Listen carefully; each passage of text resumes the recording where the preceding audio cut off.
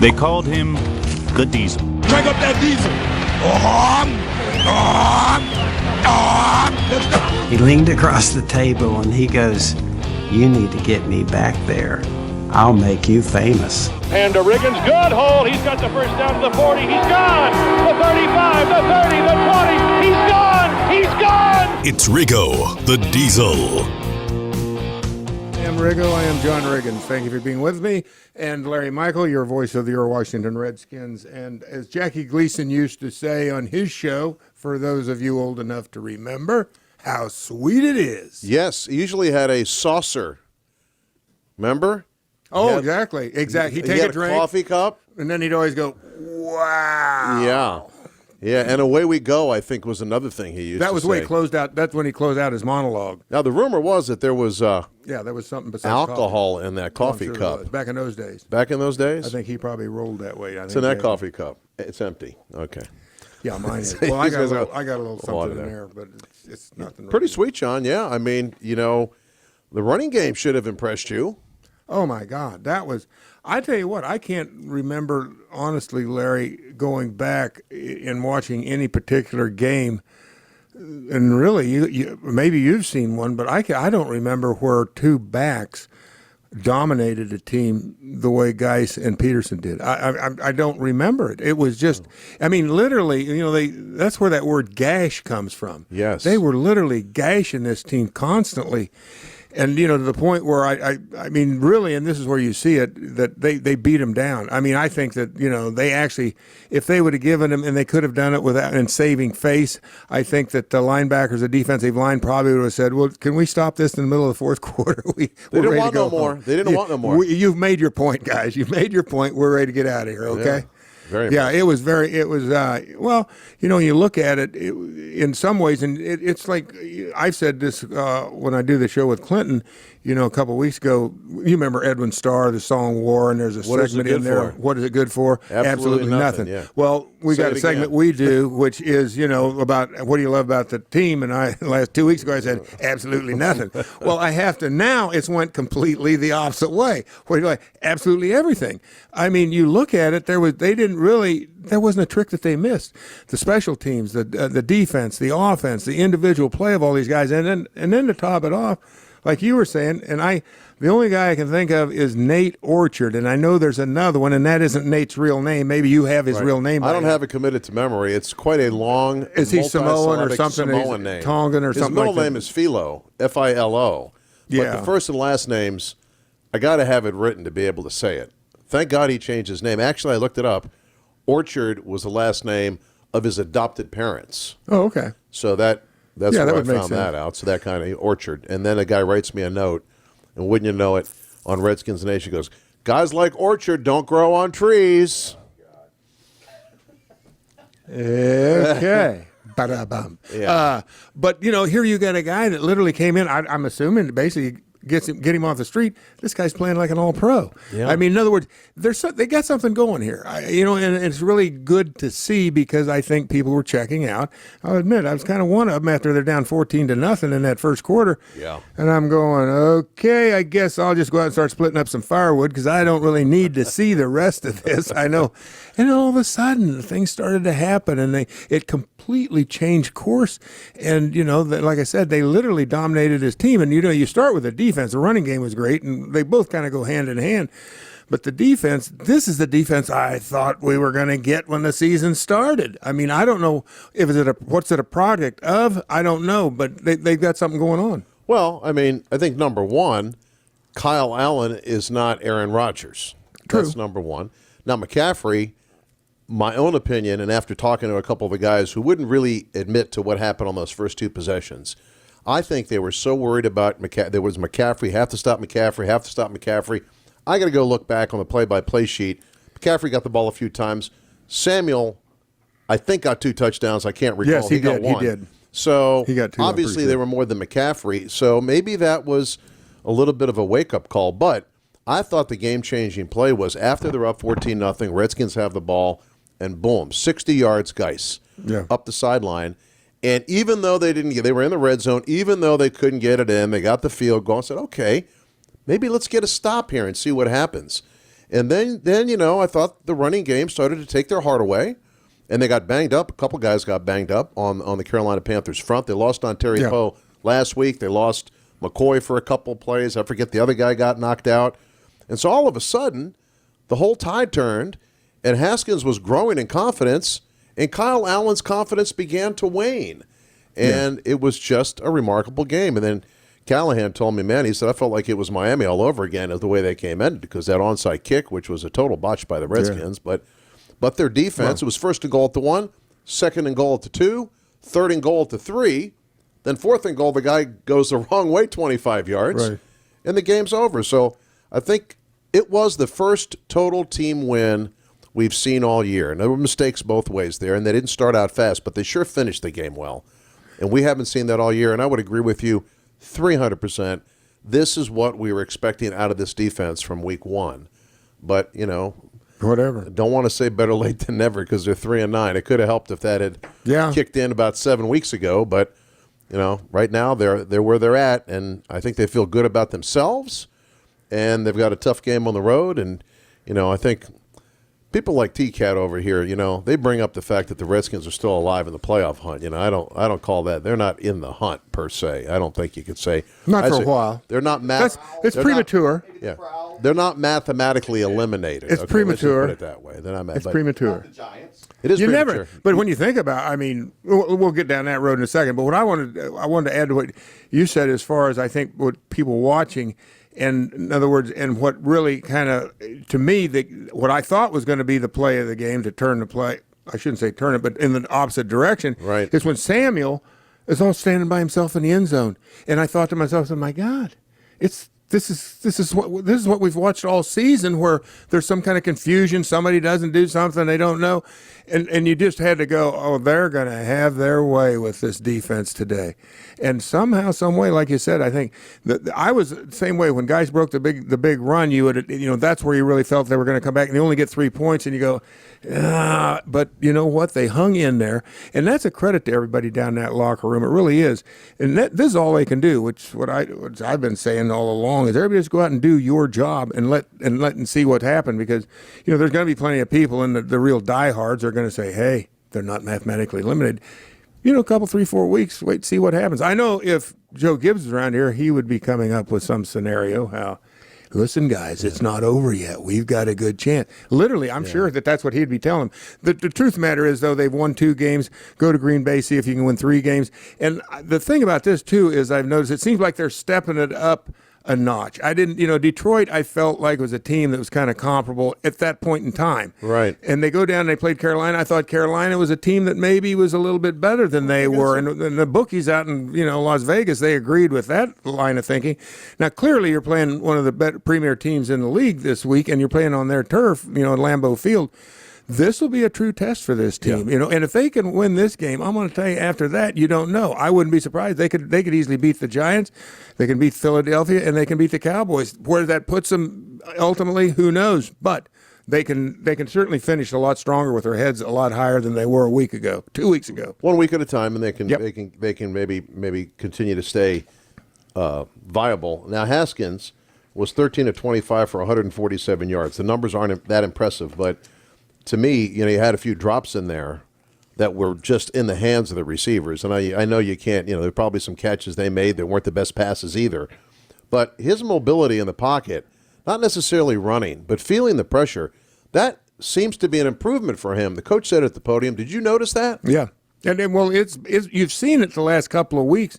At least I feel like I have, where he's having an ability to get out of trouble. It doesn't happen 100% of the time, but still, he shows a little knack. And then there's those moments where he sees that he doesn't have anything, and he's able to get away from the pocket and go run and pick up the first down, which I think is very critical. Well, that win by the Redskins left Panthers owner David Tepper seething.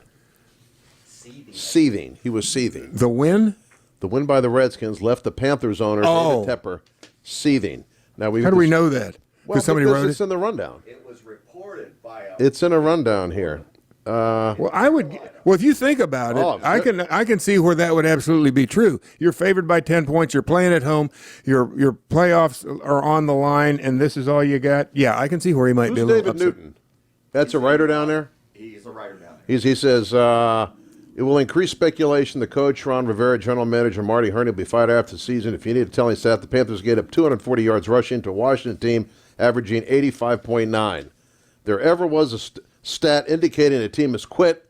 This is it. So the Redskins running game made the Panthers quit. And cost two guys their jobs. Well, you know what?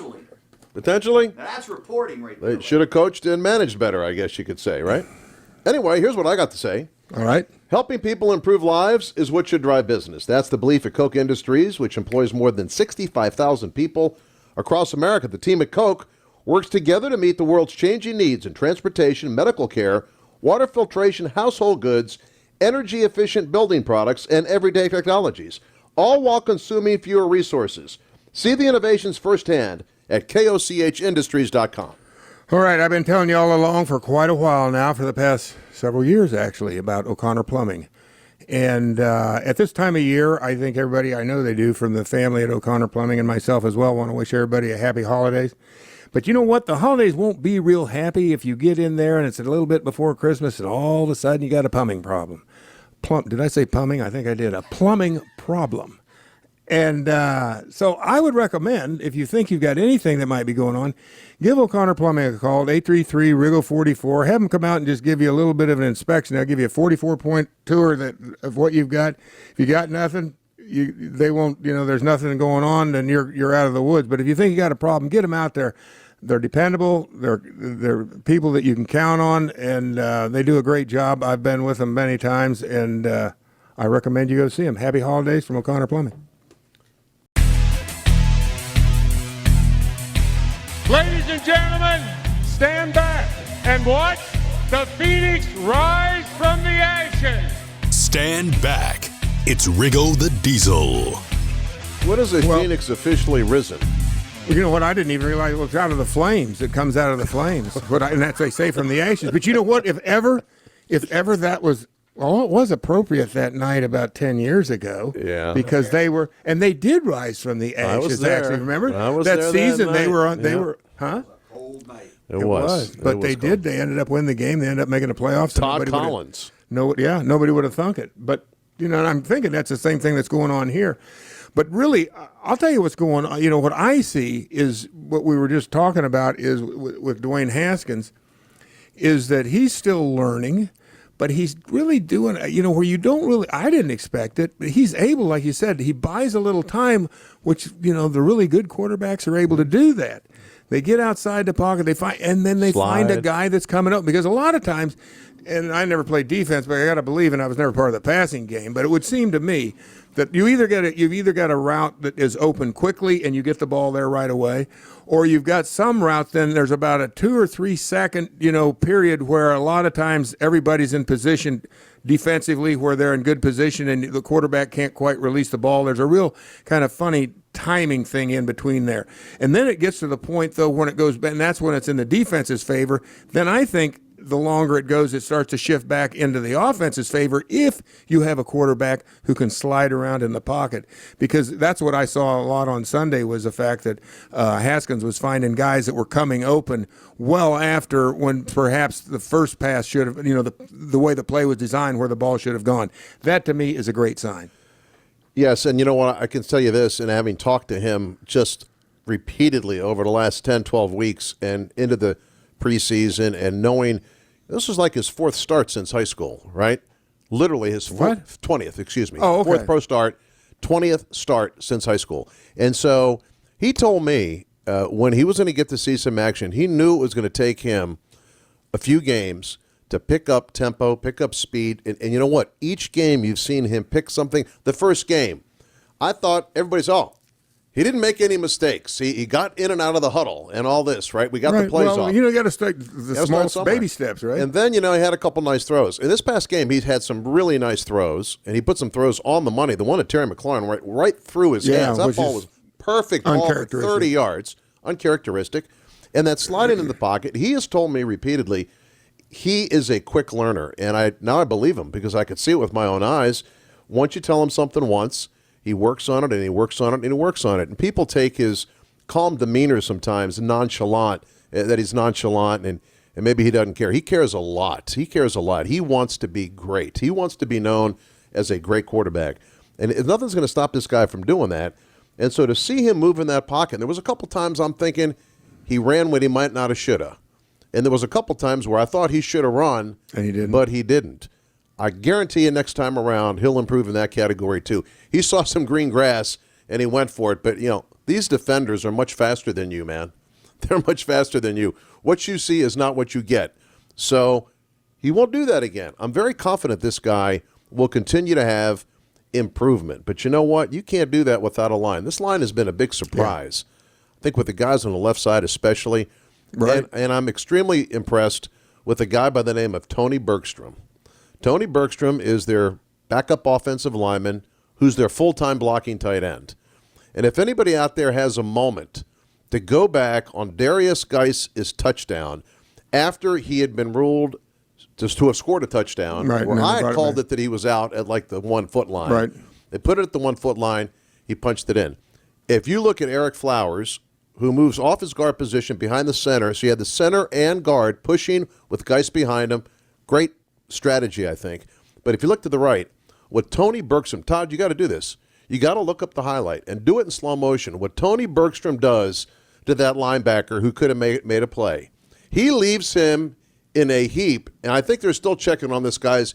I think what you call it is a lower body injury, but it wasn't a leg injury. Somewhere between the knees. Yeah, as Doc Walker would call it, it was a manhood issue. And the guys left on the him ground, writhing in pain. Oh, I mean, he hit him, and the guy just fell, and he was completely out of the. There wasn't no way that guy was going to make a play. You could have been right over top of him. He was just in extreme pain, John, might I say, or maybe he was gasping for breath. Whatever you do when you have a lower body injury like that, it hurts. It's been a while for me, but I'm not looking forward. Actually, I've been hitting the solar plexus once. Oh. And I'm going to tell you something, to the point where actually I thought I was dying. It was in a college game. And I was coming across, and I look back on it now and I'm thinking I should have beat up the quarterback for doing that to me. I never thought of it. I mean, I really missed an opportunity there. Hit you in the solar plexus? But at the same time, when you think you're dying, you're really not thinking about beating people up, because I couldn't inhale. Yeah. I was my lungs or whatever, there's what do you call it? There's a ganglia or the plexus right there. There's a ball of nerves in there. Obviously, some of it controls the diaphragm. Is that what the solar plexus is? Yeah, I mean, that's where there was nothing. I mean, a boxer takes a shot in that. If he takes a shot like I did, that fight's over with. Yeah. I mean, and that's the way I'm thinking it's possible he could have hit him there, because I'm telling you what, his hands weren't there. You are helpless. Your hands go to where the injured area is. Oh, okay. And his hands went immediately. Weren't on his chest? No, not on his chest, not on his knees, not on his hips. A little bit lower. But, I mean, and I don't think Tony did that on purpose, but, man, he fired off that ball on that count, and if that ball was coming that way, he could have walked in. So, Riggo, you getting hit in the solar plexus, you got the wind knocked out of you plenty of times before, but Right. this was the different. There's degrees of getting the wind knocked out of you. There are varying degrees, and this was a full bullseye. This was a 10. It was not. It was in the bullseye. There was nothing out here to the side, one way or the other. Yeah, it was literally. I could hardly stand up. I mean, and it lasted. It was the last play of the half. I mean, all the way, and I'm thinking to myself, and I remember that they were arguing. Somebody was arguing about something with the referee. It was Pepper Rogers, actually. He was arguing with the referee about something.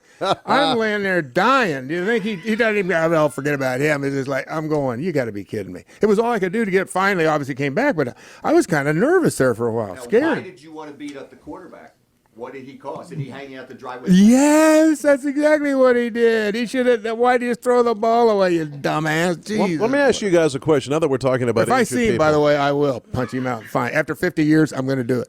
about injured people, have you guys seen in the National Football League this year anybody disqualified in a game, kicked off the field? There's the exit. You're off the field for a helmet-to-helmet hit. I see it in college all the time. I'm at all the Redskins games.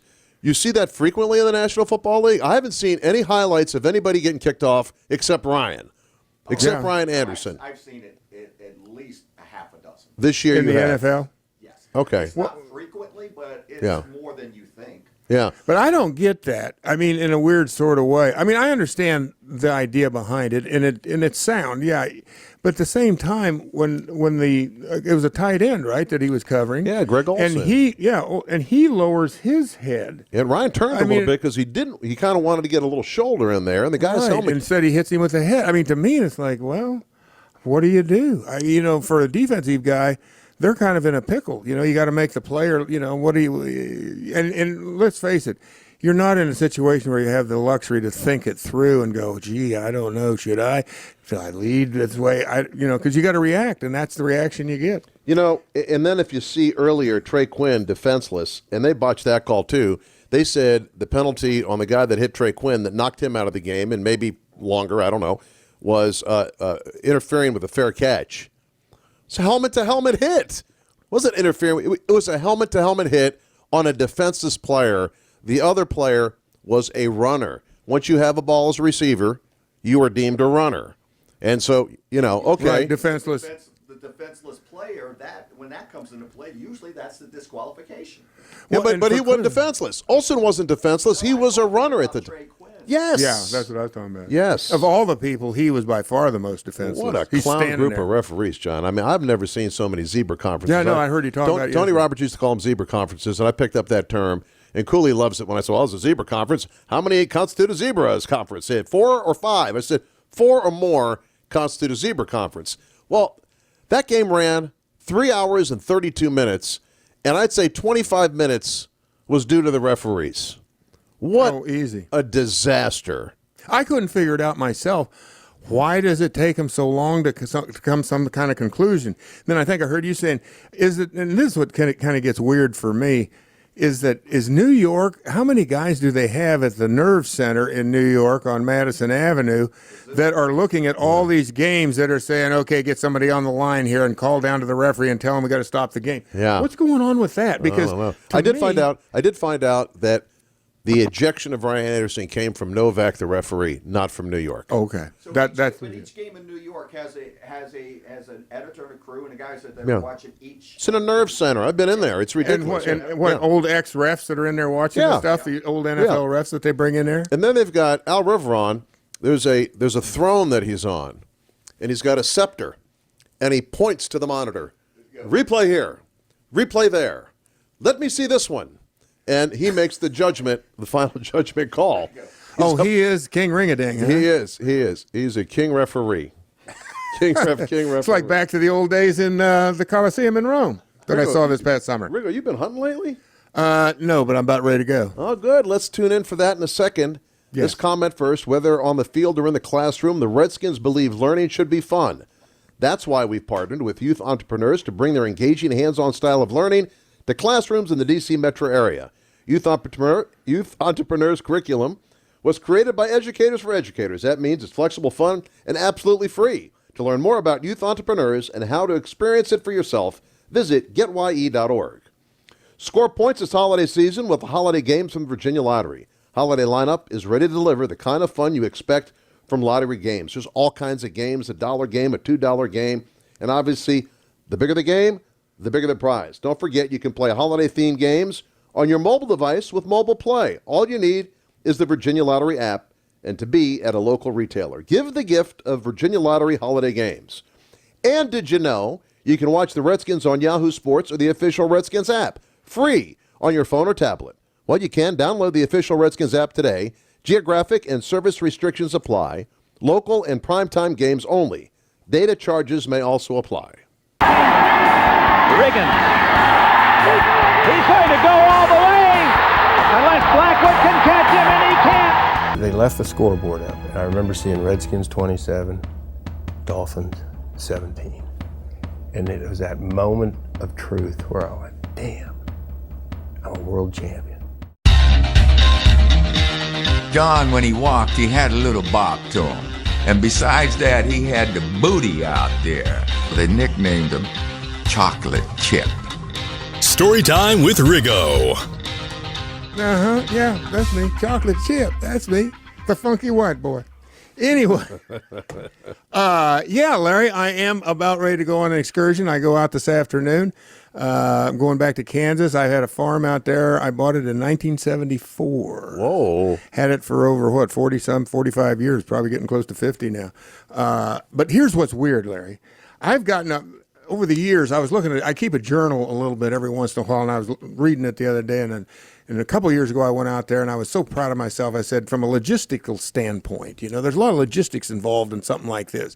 You're going, it's not like I'm leaving the house and I'm going to go out here in Virginia or Maryland or someplace and go deer hunting. In other words, so I gotta, and plus I'm camping, right? I'm planning on camping on my property, which I've done the last few years with a tent and all that stuff. Once I go in, I get all my supplies. I'll stop by some place and, get food and all this stuff, water. And then once I go in, and it's not like I'm really, out in, 10 miles into the Montana wilderness or anything, but the roads can get pretty nasty out there. I mean, I can get out. It's not that type of deal, but I stay there until the hunt is over with. So I might be out there, 3, 4, 5 days by myself.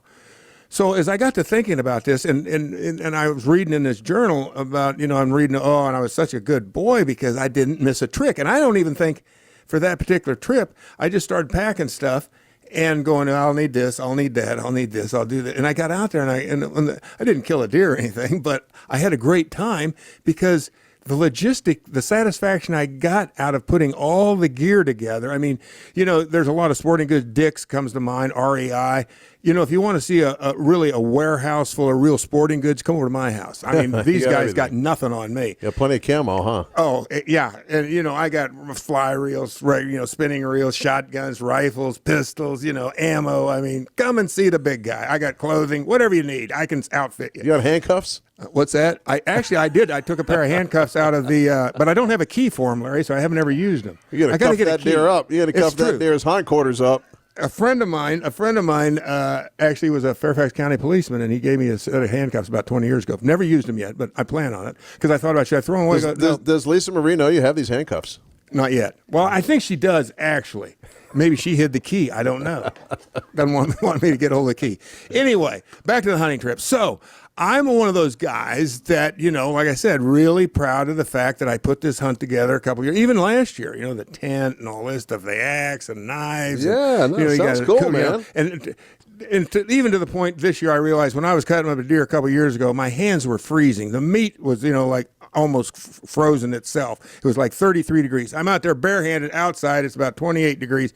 My hands are freezing. So this time, to give you an idea of how I overthink things, I went and I have these little thin white gloves, like, you would see somebody that would give the white glove inspection. The servers at the Ritz-Carlton wear those. Yeah, little thin white, Yeah, yes, exactly. Yes, that's what I have. So, and I got those for the very reasons when I clean guns, so I don't leave any of my fingerprints with sweat, and it'll cause corrosion. Yes. So I said, let me think this through, and I thought I'll get one of those. Then I'll go out and get some examination gloves.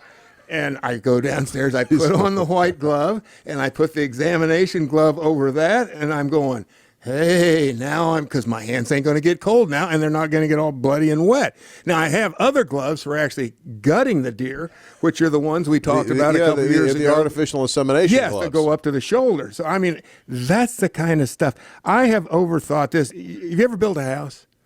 Do you know people that have? They've got something that, what do you call them?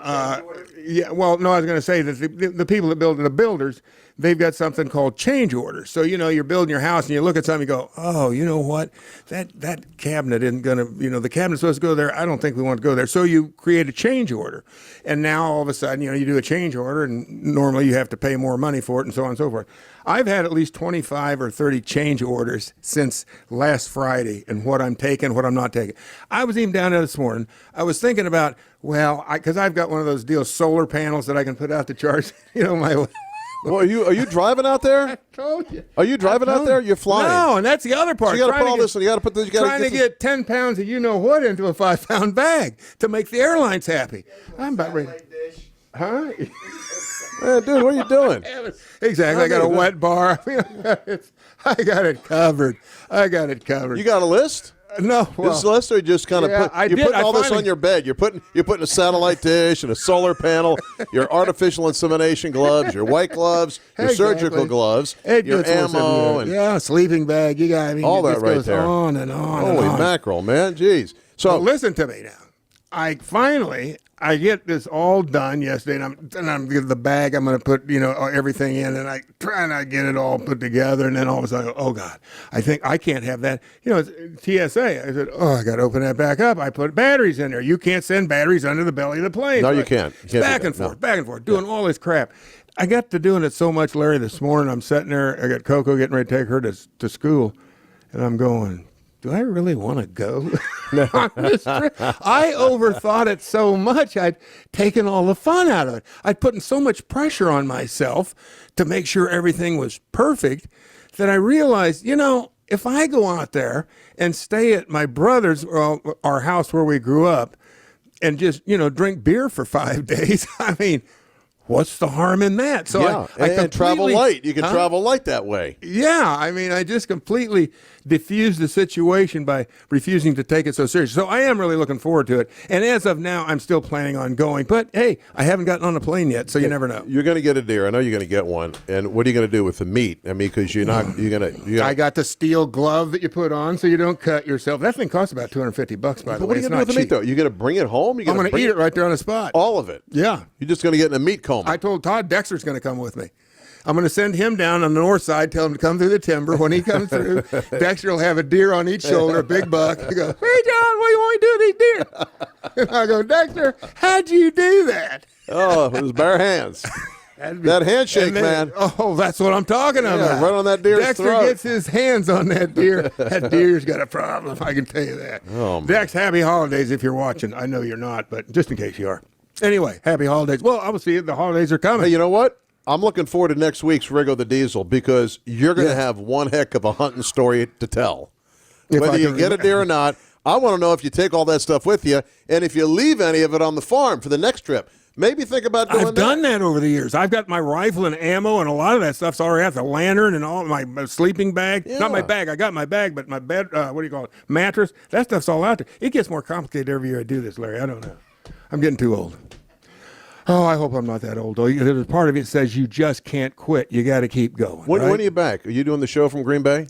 Yep. No. Are you doing a show from Kansas? Yeah. Good. I will be doing a show. Okay, so we'll talk to you from on Manhattan, Sunday. Kansas, I might add. Oh. Manhattan. Manhattan. Manhattan. The real It has nothing Manhattan. to do with the other Manhattan. The real Manhattan. They're not very similar. Yeah, which is just a little ways from Fort Riley. Anyway, over and out, Larry. See you next week. Okay, holiday gift for Sarah.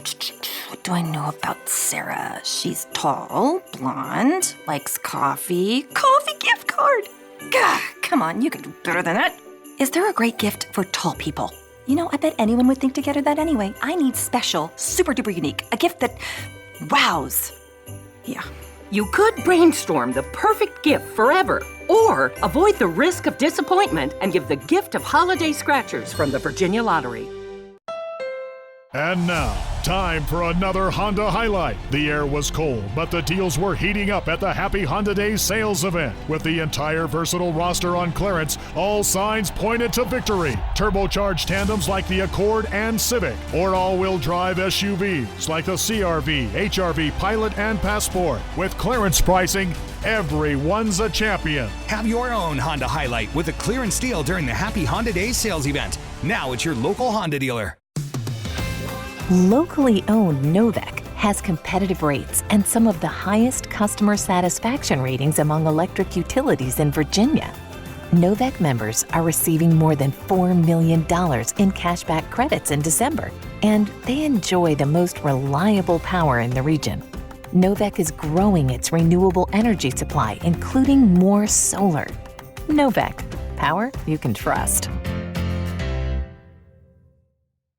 Hey, Redskins Nation, it's the old pro Darryl Green. When I retired from this Super Bowl winning franchise, I set my sights on transitioning to another winning team, Main Street Bank. I joined Main Street Bank the same year I retired from the Redskins, and we've been serving the D.C. metropolitan area ever since. Online and mobile banking with Main Street Bank is as easy as intercepting a pass from a Dallas Cowboy quarterback. And that was pretty easy. Main Street Bank, Member FDIC.